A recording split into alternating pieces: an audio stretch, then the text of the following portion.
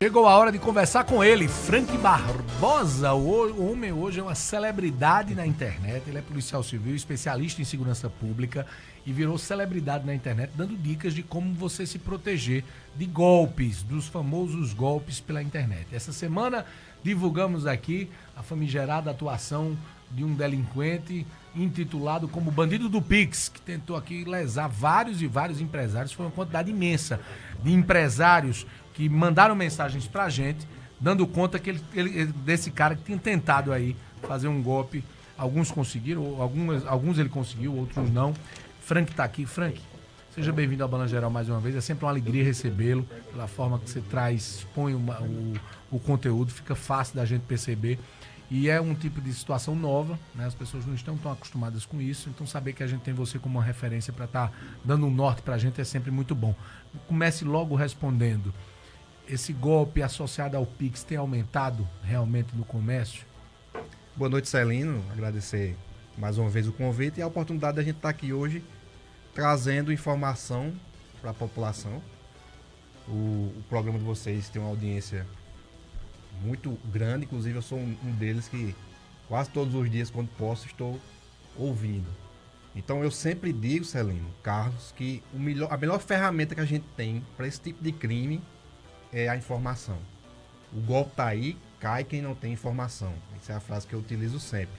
Não tem como a gente ter um policial em cada comércio, mas tem como a gente orientar o comerciante. Aquele caso que você trouxe essa semana. Você já tinha recebido informação sobre esse caso, Frank? Sim, ele já tem alguns boletins registrados e aí a gente alerta aquelas pessoas que Você já identificou? Ele se apresenta pelo nome, né? Ah, quer dizer que aquele é o nome dele? O Gutenberg é o nome dele? Apresenta pelo nome, dá os dados, telefone, enfim. Então, a orientação que a gente dá para esse tipo de estelionatário que se utiliza na realidade, Celino, só te corrigindo, ele não utiliza o Pix. Porque o Pix, como o Pix faz parte do processo do golpe, transferência, né? Do Pix, o dinheiro cai imediatamente dentro dessa engenharia social que o estelionatário usa para fazer presencialmente, não daria certo, porque o comerciante iria perceber que o dinheiro não caiu. Então, ele diz que vai utilizar a transferência eletrônica e aí, depois que mostra um comprovante de transferência falso, ele já tem ido embora do comércio. Então, a orientação que a gente dá para o comerciante é que só entregue os objetos, o bem, quando de fato confirmar que aquela transferência foi efetivada na conta da empresa. Pois não, Ítalo. Rapidinho, só pra gente pegar esse carro. Porque o Pix, né, Frank, ele é debitado automaticamente, né? Exato. Então, assim, menos de, sei lá, um segundo já tá lá praticamente. O TED ou o DOC, você pode agendar, só que não necessariamente você pode ter dinheiro, né, na sua conta. Se você não tiver dinheiro, você tá agendado, mas quando o banco for descontar, não tem nada pra tirar, você acaba passando não, só... ele é devolvido, né? No caso, exatamente. Não é concretizada a transferência. O né? maloqueiro, o bandidão, ele mostra só o comprovante. Não, eu tô aqui, mas na verdade o cara não tinha conta, né? Então não tinha como transferir. E assim, Frank, nós conversamos até aqui em off, que as pessoas às vezes caem nesse tipo de golpe. E às vezes um golpe que é conhecido demais, pensando em alguma vantagem. Então assim, é bom o cara ter sempre uma precaução de, antes de pensar na vantagem, pensar numa desvantagem de perder aquele investimento. Carlos, o papel do estelionatário é induzir a vítima ao erro. E, contrapartida, o nosso papel é estar com o desconfiômetro ligado 24 horas. 24 horas. Então, a ideia do estelionatário é isso, é trazer uma história. Conversa na maioria bonita. dos casos, é trazer uma história. O perfil do estelionatário é aquele cara que tem uma boa conversa, né? Consegue enrolar. As vítimas que eu converso, geralmente, rapaz, o cara tem uma conversa muito bonita. Geralmente utilizam... Já é uma forma de desconfiar, né? Ô, Frank, e falando de conversa bonita, tem um golpe novo agora, acho que a gente até trouxe aqui a informação de que um advogado, ele se passa, né, por advogado talvez, né, ele vai informar que existe um processo e o processo está para sair e você tem que receber um dinheiro. Só que para você receber esse dinheiro, você tem que antes pagar um alvará. Na verdade, eu acho que ele se passa por um membro de uma banca de advogados, né? Sei lá, né? Frank? Exatamente. Inclusive, eu quem atendi os advogados Foi? essa semana. Pronto, então Olha aí, você vai você falar aí- com propriedade. E aí já tinha visto outros casos. Não é um caso comum, por quê? Inclusive, eu discuti isso com ele. Porque não é todo mundo que tem uma demanda judicial. Isso. Então, digamos assim, se você vai jogar a vara para pescar ali naquele mar, não tem muitos peixes. Falando na ótica do estelionatário. Mas como é que funciona o golpe? E aí, um alerta para você que está nos ouvindo agora. O golpista ele tem acesso aos dados que são públicos, são processos públicos. Então vamos lá, a Celino Neto tem uma ação que demandou por empresa X. Então ele vai pegar o número do processo e vai identificar quem é o advogado de Celino, Que é público isso. que é público, é uma consulta pública que você consegue uma pesquisa através do Google. Então, identifiquei quem é a pessoa, o autor daquele processo e identifiquei quem é o advogado. Então eu já tenho o número do processo, já tem mais ou menos ali o que seria a causa, e aí eu me passo, o golpista se passa pelo advogado, conversa com o Celino e diz, ó, aquela causa que a gente deu entrada tá para sair, o valor vai ser X, mas a gente precisa pagar umas custas, pagar alguma coisa, alguma taxa dentro daquele processo ali que é para o dinheiro, enfim, Ser liberado. sair, ser liberado. Aí se a Aline ficou empolgado com 1 milhão que ia receber, pagar 50 mil é besteira, né? Exatamente. Aí a dica que a gente traz, e essas dicas elas são, assim, para quase todos os tipos de golpe. Ligue. Se você está conversando com uma pessoa, isso é o golpe do WhatsApp, do Instagram, vários. Pedido de dinheiro, faça uma ligação convencional. Se fui eu, o autor da ação, que contratei uma banca, contratei um advogado, eu já tive contato com essa pessoa. Então vai, liga e confirma se realmente é aquela pessoa que você está falando. Nesse caso, eles criaram também um perfil no Instagram com todos os dados da banca e endereço, claro, que também é público, né? O advogado ele tem esses dados públicos, mas é importante que a pessoa ligue para confirmar. Uma ligação, e eu insisto nisso. Da última vez eu falei nisso, uma ligação convencional. Não para o celular. Aquela que você liga e escuta a voz do camarada. Você se puder ser de vídeo, ainda melhor. Se você ligar para o celular, que seja de vídeo, porque se for para um número do Zap, eles podem ter se apossado do seu telefone, né? Mas Do seu quando número. você escuta a voz, conhecer a pessoa, você vai ali conseguir identificar. Uma outra dica nesse aspecto também que vai servir para outros golpes é em relação à transferência. Se você está negociando com uma empresa, que no caso o boleto que foi enviado era um boleto, características de boleto emitido era uma DARF, né, a característica de boleto, mas que não era, o código de barra não funcionava, era para fazer um Pix. E o Pix era para uma pessoa física. Eita, aí é fácil. E aí é outro alerta que eu deixo que vai servir para outros golpes. Se você está negociando com a empresa, nesse caso dos advogados, se é um pagamento para Justiça Federal.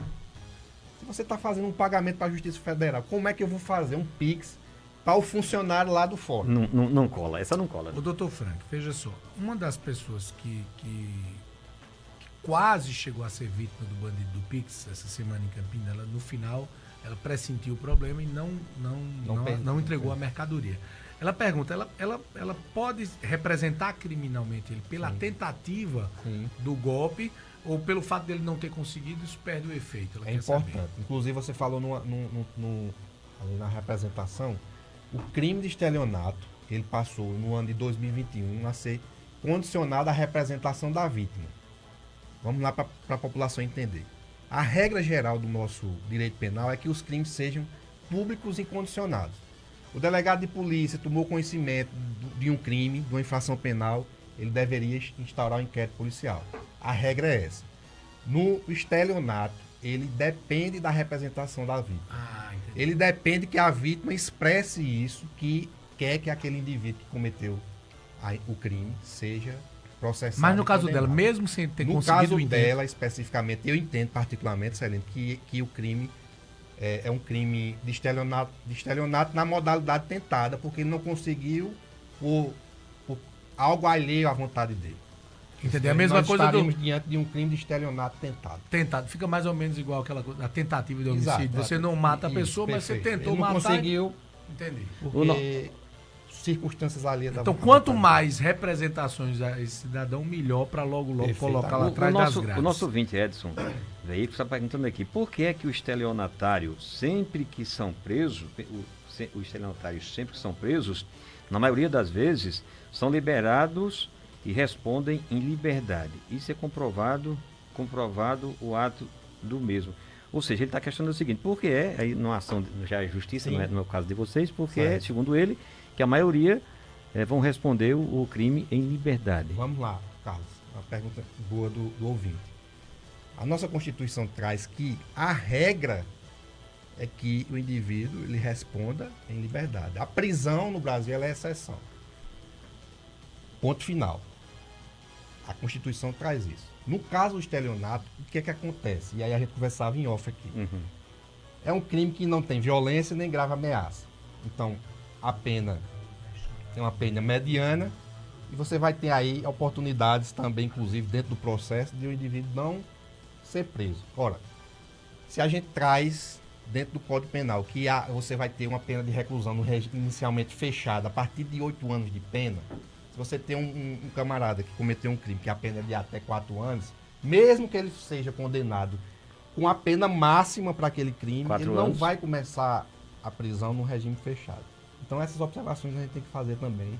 É um crime, repito e insisto, é um crime que não tem violência, não tem grave ameaça, e é uma hipótese que eu levanto de que aqueles indivíduos que cometiam a explosão a banco ou o roubo, por exemplo, você vai ter a violência, a ameaça, migram para esse tipo de crime porque você está dentro do presídio com o celular, fazendo a engenharia social e recebendo dinheiro sem ameaçar ninguém. Sem correr risco de morte, né? E tem mais essa história, né? Por exemplo, o cara comete um crime desse, como tem esse benefício, né, da nossa legislação, aí ele cometeu aqui em Campina Grande, mesmo que ele seja preso, ele vai responder em liberdade, aí ele vai praticar noutra cidade, onde, com a mesma conversa, com a mesmo modus operandi, né? É tanto que, às vezes, quando um cara desse é preso, ele já praticou várias vezes no Brasil, né? Em outras cidades. Hoje em dia você consegue, com a informatização, conseguir identificar se esse indivíduo responde em outros estados. Antigamente isso era mais complicado. Como a regra é que o indivíduo permaneça solto, quando você tem outros elementos, porque aí você está falando em apenas um crime. Quando você tem um elemento, por exemplo, que aquele indivíduo solto, ele vai continuar cometendo crime, a gente pode trazer isso para o inquérito policial. A autoridade policial pode representar por uma prisão preventiva dele, dizendo assim, ó, se esse indivíduo continuar solto, ele vai continuar cometendo crime. Então é importante que ele esteja preso. Mas isso aí é a exceção dentro desse contexto. Dentro dessa regra, a melhor vacina é você ser esperto, ser informado e desconfiar. Quando uma coisa, o cara chega e diz, olha, porque estourou aqui o meu limite, não sei o quê, mas eu vou fazer e tal. Desconfie, né? Exatamente. Desconfie. Ô Frank, da outra vez que você esteve aqui, a gente veio conversar especificamente sobre aquele golpe de tomar um perfil de uma outra Instagram, pessoa, né? E através do Instagram ou WhatsApp você praticar crime de estelionato. Diminuiu. Pelo menos a gente vem recebendo menos queixas de pessoas que tiveram suas contas roubadas. Como explicar esse fenômeno? A informação, eu insisto nisso. As pessoas começam a replicar essa informação, ó, fulano teve o perfil clonado, hackeado, enfim. E aí a informação ela vai se espalhando e mais pessoas ficam tendo conhecimento. Então. Eu, particularmente, atendi menos pessoas realmente daquele dia que eu vim para cá. Entretanto, outras modalidades apareceram. Começam a surgir. Ô Frank, e o que é que as grandes plataformas de redes sociais têm feito para tentar proteger mais o usuário desse tipo de golpe? A gente ouviu falar recentemente, você reforçou muito bem da última vez que esteve aqui, sobre a autenticação em 2 fatores, tanto nas redes sociais, no Instagram, por exemplo, como no WhatsApp. Eles evoluíram em mais alguns itens em relação à segurança? Eu ainda tenho dificuldade em relação às redes sociais. Você pode ter, você que está nos ouvindo agora, a gente que está aqui dentro do estúdio, conhece alguém que teve o Instagram, o WhatsApp hackeado. E aí você vai e pede para os amigos denunciarem que aquele Instagram foi roubado, foi mediante uma fraude ali, mas a demora é muito grande ainda. Eu tenho percebido essa dificuldade em relação, principalmente a esse grupo que faz parte do Meta, que é WhatsApp, Facebook. Essas empresas não têm departamentos no Brasil onde, por exemplo, a autoridade policial como o senhor tem acesso a falar com alguém? Tem um sistema, uma plataforma que você precisa se logar nela, mandar um ofício informando sobre. Nem todos os casos eles atendem assim com rapidez, tem que ser algo mais grave. Então eu entendo que é uma dificuldade, uma burocracia muito grande, poderia ser mais célere. Será que o poder público poderia atuar nesse sentido, exigindo que essas empresas que de certa forma atuam no Brasil, né, apesar de estarem hospedadas, será que eles não poderiam facilitar isso e transformar isso numa forma de lei, até para que eles vocês lembram bem que isso foi matéria nacional que afetou a vida de todo mundo. O WhatsApp que foi tirado fora do ar, exatamente. O Telegram que foi tirado fora do ar, ou pelo menos prometeram que iria ser justamente por isso. Claro que é uma demanda judicial, no caso. Claro que é horrível você hoje não ter acesso ao WhatsApp, principalmente que a gente utiliza como profissão e as relações sociais. Mas se o juiz está determinando que o WhatsApp cumpra com aquela determinação e ele não cumpre de nenhuma forma, a gente precisa avançar quer dizer, o uso progressivo da força que a polícia usa tem que ter algo mais firme. E era isso que aconteceu naqueles momentos, né? Então, existe uma briga legal muito grande e acirrada entre esses 3 redes sociais, porque eles não querem, entre aspas, obedecer à legislação brasileira. Frank, na legislação. É uma pena, né? É uma pena, diante de tantos fatos. Frank, uma outra pessoa que nos relatou que esse golpista do Pix acabou se passando por um funcionário do Detran e aplicou alguns golpes dentro do Detran, ele também pode ser penalizado por falsidade ideológica quando, além do estelionato, ele se passa por funcionário público ou por outro tipo de profissional liberal? Existe uma súmula do STJ que diz que o falso é absolvido pelo estelionato. Então, o falso seria o meio do crime para chegar ao marco, que seria o estelionato. Então, o crime de falso ele seria absolvido.